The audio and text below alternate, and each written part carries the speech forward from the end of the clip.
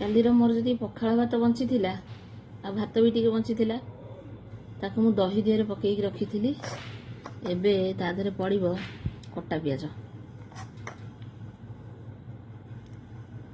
ହେଲା, ଆଉ ପକେଇବେ କଟା କଞ୍ଚା ଲଙ୍କା,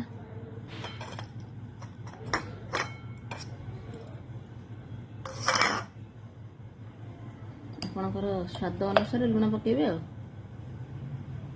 ଭାତ ଯେତେବେଳେ ବଞ୍ଚିବ ଫୋପାଡ଼ିବେନି, ଏଇଆ କରିଦେବେ। ଏମିତି କରିକି ରଖିବେ, ତାକୁ ଦହିରେ ପକେଇକି ଥୋଇଦେବେ। ଏ ଭାରି ଟେଷ୍ଟି, ସ୍ୱାସ୍ଥ୍ୟ ପକ୍ଷେ ବହୁତ ବଢ଼ିଆ।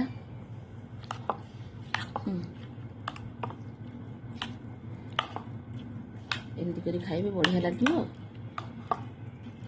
ସ୍ୱାସ୍ଥ୍ୟ ପାଇଁ ବି ବହୁତ ହେଲ୍ଦି ଜିନିଷ ଏଇଟା।